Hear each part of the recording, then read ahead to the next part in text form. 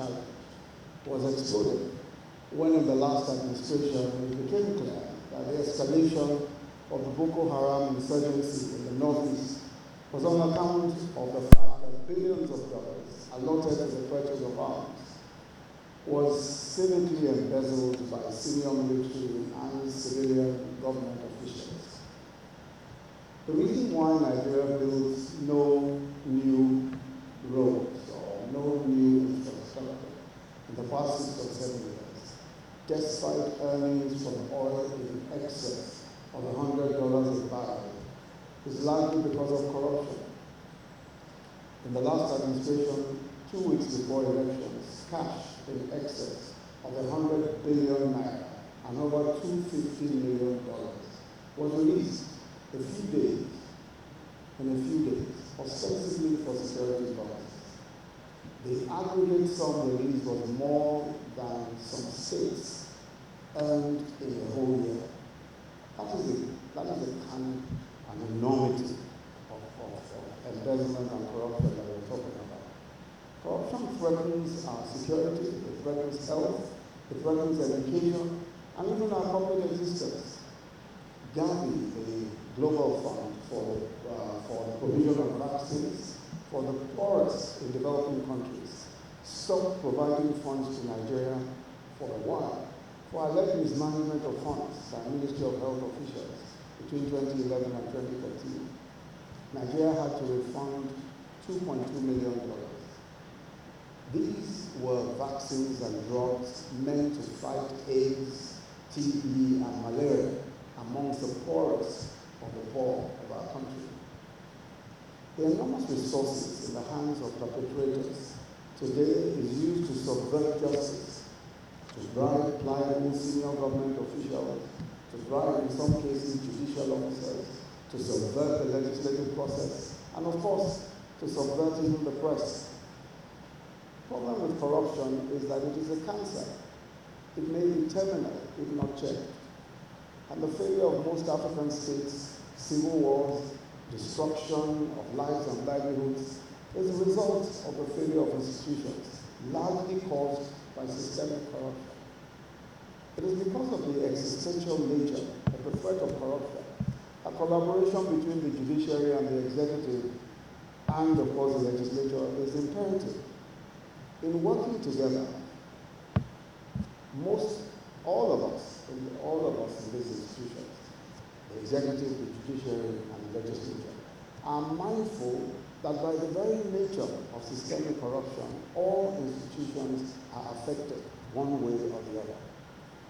But we must come together, and we are coming together as a patriotic gesture, as a patriotic thing, to rescue our nation from looming disaster. At the swearing-in of the last batch of senior advocates, His Lordship, the Chief Justice of the Federation, announced one of the most far-reaching plans by the judiciary to effectively and promptly try corruption cases. First, His Lordship directed all heads of courts in Nigeria to designate courts exclusively to hear and determine corruption and financial crime cases expeditiously. And secondly, the constitution of the Corruption and Financial Crimes Cases Monitoring Committee, headed by the Honorable Justice Salami. And deservedly, His Lordship was commended both locally and internationally. That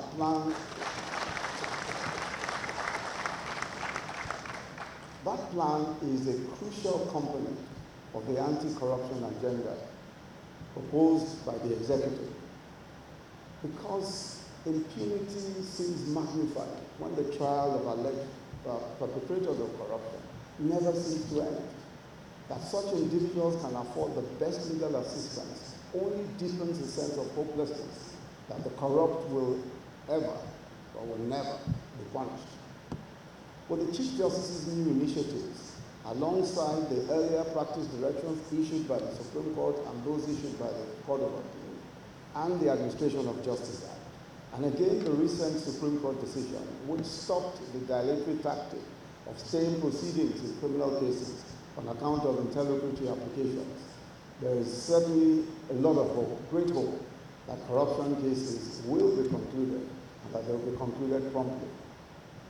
All nations that have successfully confronted corruption did one thing in common.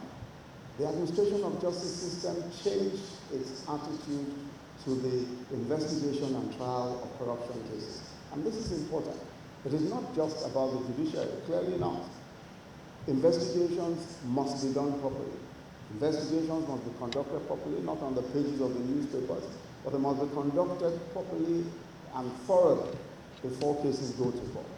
So that when cases go to court, what is presented is the best possible case that the prosecution can present.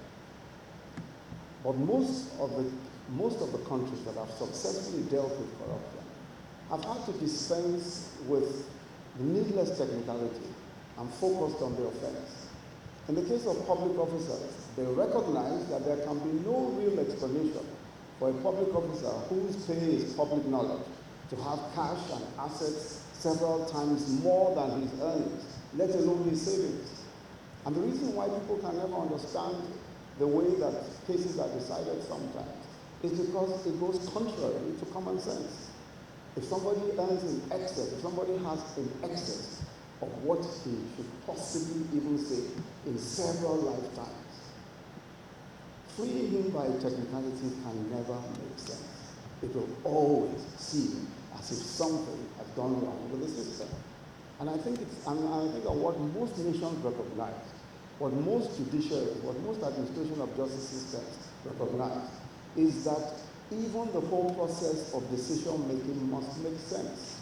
If it doesn't make sense, then we undermine the very fundament of the judiciary. We undermine the very fundament of justice. If the fundament of justice is undermined, everything is undermined. Why should terrorism, and these are the sorts of questions that people would ask, why should terrorism be more strictly viewed than corruption cases? Clearly, the misery and loss of lives on account of corruption far exceeds that of any other single crime. There's no question at all. That when you look at the extent of, damage that is caused by corruption, it surely is a crime against humanity, without a doubt. You look at the sheer loss of lives on account of what we've seen, even in our own country. There's no question at all that it is possibly the worst possible sort of crime that can be committed. And so it must be taken that seriously, and we must address it with all of the seriousness. This seminar is one which clearly is a step in the right direction. And just as my Lord, the Chief Justice, has said, the timing is exactly right. We're rejigging the entire system. The Chief Justice has laid down the rules, and he has encouraged everyone to follow suit. There's no question at all that this is the time for us to open a new page in the entire anti-corruption fight. It's time to open a new page. And I'm extremely pleased to see that their lordships are all on board. Everyone is on board.